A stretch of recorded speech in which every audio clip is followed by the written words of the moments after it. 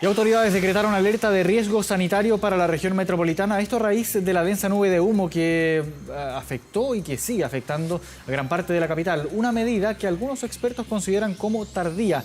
Para hablar sobre este tema y de cómo se enfrentan también los incendios y sus consecuencias, se nos acompaña ya en este estudio Michel Deleur, experto en gestión de emergencias. Michel, gracias por acompañarnos aquí en Canal 24 Horas. Buenas tardes. Muchas gracias, Marco. Muy buenas tardes. Primero, Michel, quisiera consultarle sobre si a su parecer estamos o no preparados para esta gran cantidad de incendios forestales a nivel institucional, a nivel social también, considerando que los incendios forestales fuera del radio urbano pueden llegar a tener este tipo de consecuencias. Lo que vimos hoy día durante prácticamente toda la jornada, lo tenemos ahí en pantalla, esta densa nube de humo que afectó a gran parte de la capital y que tiene también consecuencias evidentes en la salud.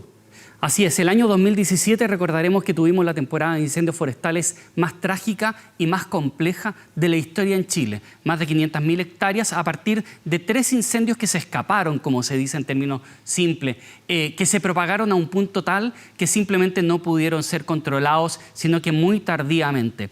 Eso tiene que ver, entre otras cosas, con un problema en la configuración de combate de nuestros incendios forestales. Al año siguiente, el sector privado reaccionó rápidamente y las forestales privadas que tienen su propio equipo de combate incorporaron lo que se llaman aeronaves pesadas, aeronaves que tienen una capacidad de descarga entre 10.000 y 15.000 litros. El Estado hizo lo propio, aunque de manera más lenta, no con la cantidad, pero sí habían incorporado aeronaves de 10.000 a 15.000 litros.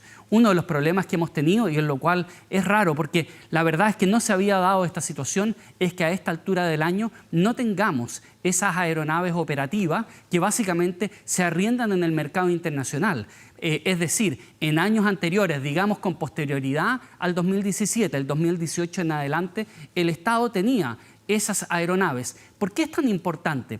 Porque bajo condiciones de calor extremo, olas de calor, lo que ocurre es que comienza un incendio y se genera un comportamiento extremo, es decir, se propagan con mucha rapidez. Eso significa que el primer golpe es fundamental y ese primer golpe debe ser rápido, preciso y contundente. Entonces, estas aeronaves permiten cumplir con eso y de una u otra manera, si hablamos de configuración de combate, es como tener una orquesta. Uno debe tener diferentes instrumentos y aquí este instrumento es clave. A mí me ha llamado la atención, desconozco por qué esa parte de la preparación no estaba lista y hasta el día de hoy no la vemos en combate. Por lo tanto, creo que tenemos un problema de preparación a esta fecha de la temporada y que además es preocupante para lo que viene. Creo que uno de los elementos relevantes debería ser saber a la brevedad cuándo van a llegar esas aeronaves y si van a llegar en la cantidad que se requiere, dadas las condiciones en las cuales estamos. Ahora, dejando un poco de lado este factor que usted menciona, Michel, respecto a la disponibilidad de estas aeronaves de gran envergadura que pueden ayudar a combatir los incendios forestales, ¿cómo se debiera configurar a su juicio la fuerza de combate, la estrategia de combate de incendios forestales, considerando que estamos ante un escenario que es bien inusual? Todavía no empieza el verano y hemos experimentado ya una gran cantidad de olas de calor en gran parte del territorio nacional. También un factor, que esto lo conversábamos la semana pasada también con, si no me equivoco, representantes de CONAF, que debido a las lluvias que hubo este año, que fueron un poco más que el año anterior, por ejemplo, hay también gran cantidad de combustible disponible en los sectores forestales para que alimenten, para que abastezcan de material combustible, valga la redundancia, estos incendios forestales. ¿Cómo se debería configurar, considerando estos dos importantes elementos, la estrategia para el combate de los incendios, aparte de la disponibilidad de las aeronaves? Bueno, es muy importante señalar que las condiciones que nosotros vemos hoy día podrían haberse intensificado a través de estas olas de calor. Sin embargo, las condiciones de base están permanentes prácticamente durante la última década.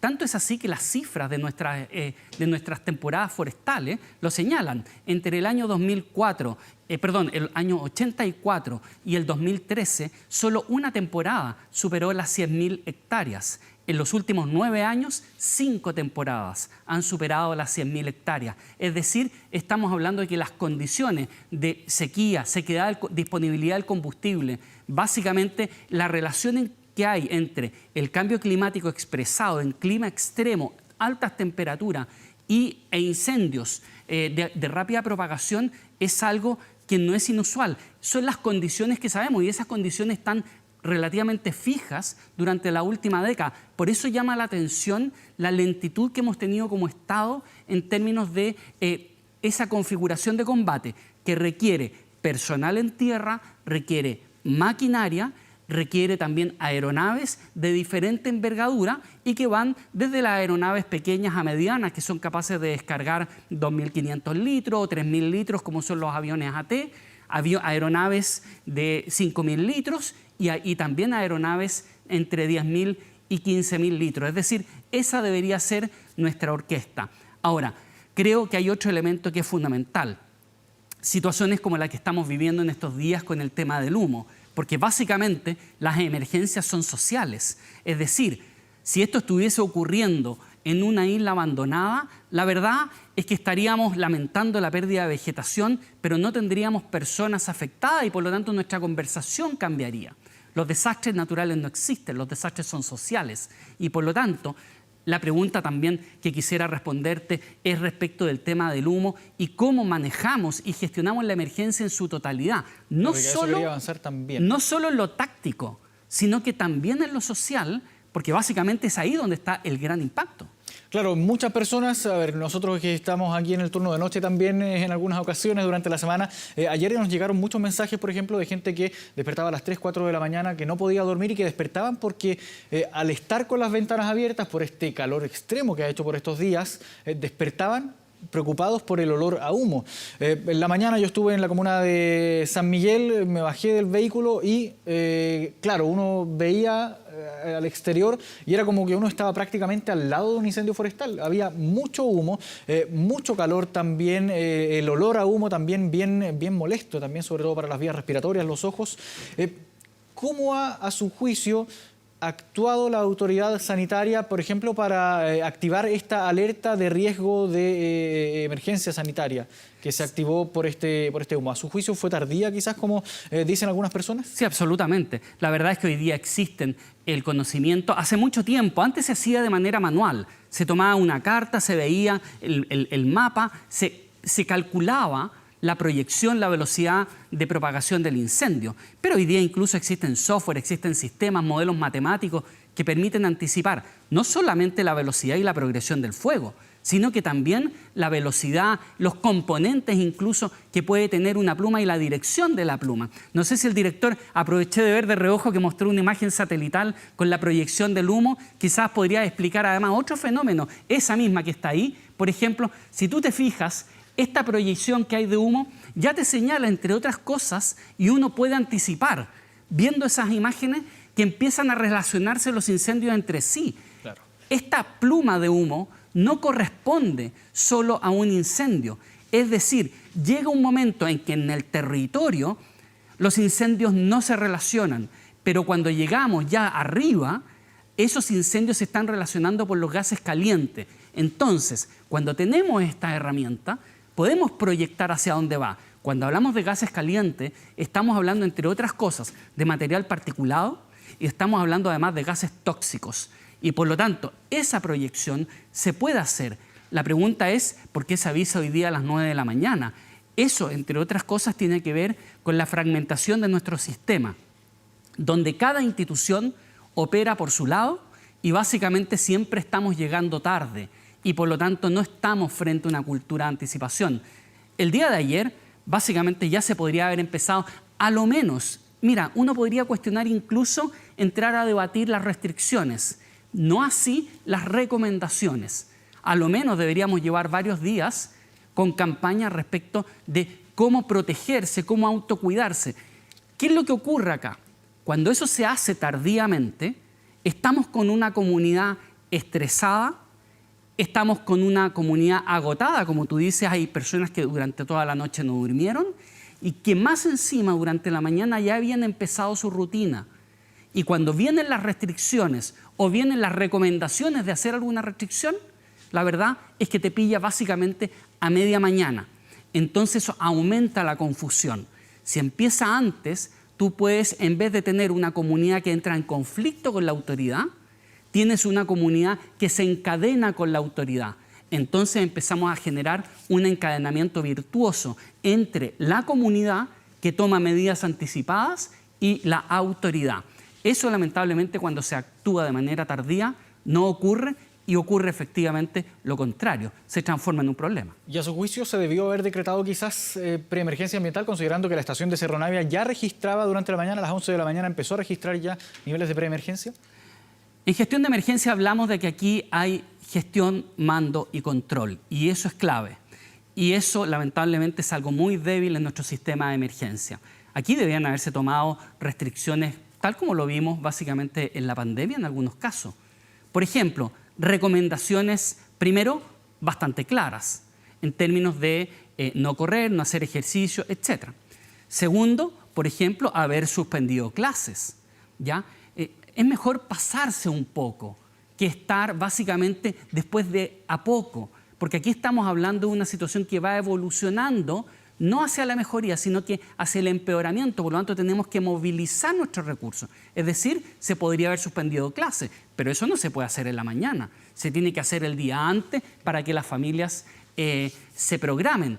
Cuando además entregamos esas medidas el día antes, el empleador con el empleado pueden ponerse de acuerdo y tomar las medidas de coordinación que permita que el sistema se ajuste, pero el sistema no se va a ajustar entre las 9 de la mañana y las 12, se va a ajustar entre la tarde de ayer y la noche probablemente.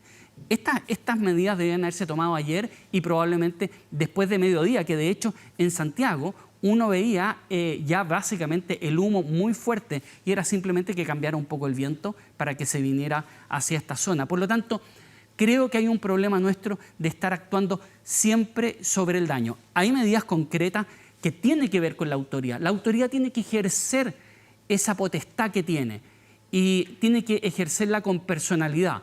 Por ejemplo, se deberían haber suspendido las actividades en los gimnasios. Lamentable, hay negocio, hay actividad ahí, pero básicamente lo hicimos en la pandemia, perfectamente podríamos haberlo hecho hoy día.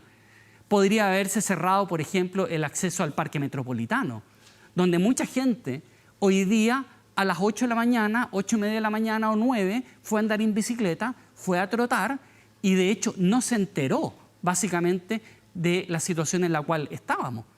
Por lo tanto, creo que ahí tenemos déficit, tenemos problemas que se arrastran hace mucho tiempo y que se requiere autoridad y liderazgo para modernizar un sistema de emergencia que la verdad está más que obsoleto. ¿Y esto a su juicio responde a un marco normativo que quizás esté un poco obsoleto, por llamarlo de alguna forma, o el Ejecutivo efectivamente cuenta hoy con las herramientas para poder gestionar este tipo de emergencias que son, que claro, usted lo mencionaba, se podía quizás prever, se podía adelantar ya con modelos predictivos, con modelos matemáticos también, proyecciones también a través de imágenes satelitales? Nosotros tenemos un problema de esta inercia que básicamente cada gobierno va heredando del gobierno anterior y tienen 4 años y básicamente 20.000 prioridades más y no se corrigen porque básicamente las emergencias se abordan sobre la base del daño, el gran daño. De forma reactiva. De manera reactiva. Funcionamos sobre el daño y no solamente sobre el pequeño daño, porque básicamente ayer había daño. Nosotros funcionamos sobre el gran daño y por lo tanto eso es bien complicado. Por lo tanto, ahí uno de los elementos importantes es comprender que las emergencias son un componente de la seguridad pública. De hecho, la seguridad pública en general, tradicionalmente como la entendemos, más asociado a lo policial, tiene exactamente los mismos problemas. La seguridad pública es protección y bienestar. El centro son las personas y lo que se busca es su protección y bienestar. Y es ahí donde básicamente surgen los modelos para poder administrar adecuadamente la seguridad pública, la protección y lograr la protección y bienestar de las personas. Pero eso lamentablemente tenemos un problema. Marco normativo, quizás señalar que es importante, pero no importa cuántas herramientas tengas, si no sabes cómo usarlas, nunca van a ser suficientes. Por lo tanto, el marco normativo, quiero poner un ejemplo, mucho se ha hablado de la nueva ONEMI que parte el nuevo marco normativo en el mes de enero. Sin embargo, no se ha señalado que básicamente la figura del gobernador es una figura más bien de orden decorativo. Prácticamente en esos comités que se arman a nivel regional es una autoridad que es uno más, como sería un Ceremi. Eso no es menor. Más allá de que los gobernadores quieren tener autoridad, hay un tema muy simple. Por diseño se construye un problema político entre la autoridad política más votada de una región y la delegación presidencial, donde uno se sienta con el poder del voto, la presión de su comunidad y de su votante, y la otra persona se sienta rindiéndole cuentas al presidente o en el futuro quizá la presidenta de la República. Ahí tenemos un problema de diseño grave. Y ese problema de diseño es parte de esa inercia y de resistencia al cambio que hemos tenido. Ahora, creo que hay herramientas suficientes para manejar esto de mejor manera. Un buen ejemplo es que hoy día perfectamente podríamos tener aeronaves pesadas, podríamos tener combate nocturno. Quiero señalarte que en lo personal el año... Claro, porque se conoce que habitualmente lo que uno entiende cuando uno recibe los despachos, por ejemplo, de compañeros en terreno que están cubriendo incendios forestales, siempre se dice que cuando llega la noche ya no se puede seguir combatiendo el incendio, al menos desde el aire. Desde tierra, en realidad, no se puede combatir. Pero la verdad es que personalmente el año a principio, en la primera semana del 2017, si mal no recuerdo, me tocó intervenir en un medio de comunicación donde yo daba a conocer precisamente que ya en Australia, en Estados Unidos, se utiliza combate aéreo nocturno precisamente porque en la noche es muy riesgoso hacer combate terrestre. El tema es que son aeronaves que tienen tecnología militar y que por lo tanto tienen visión nocturna y pueden combatir de noche. Eso está en el mercado internacional.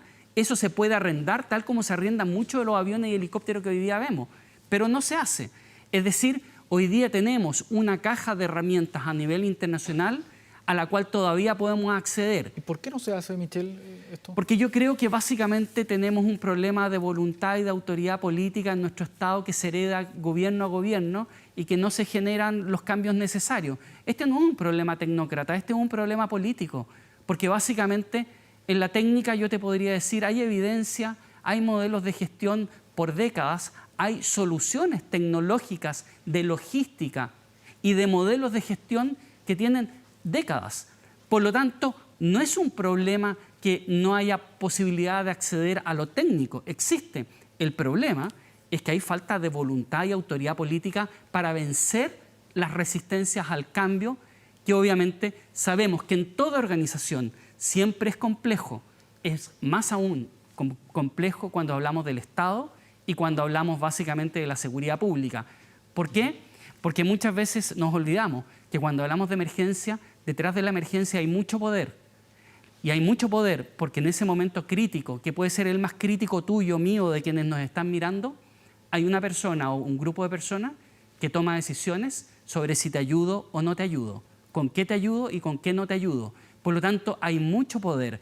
Y por eso que los sistemas modernos son sistemas normados, estandarizados, de manera tal que la rendición de cuenta esté y sea muy objetiva y sea algo que en nuestro sistema, por ejemplo, no existe. Cierro mi idea con esto. Hoy día, ¿quién se hace responsable de esto? ¿Quién se hizo responsable de los incendios del 2017? ¿Quién se hace responsable de que no estén las aeronaves disponibles? Básicamente, terminamos, por una parte, generando la idea de una masa de personas que aparentemente podrían estar prendiendo por todos lados.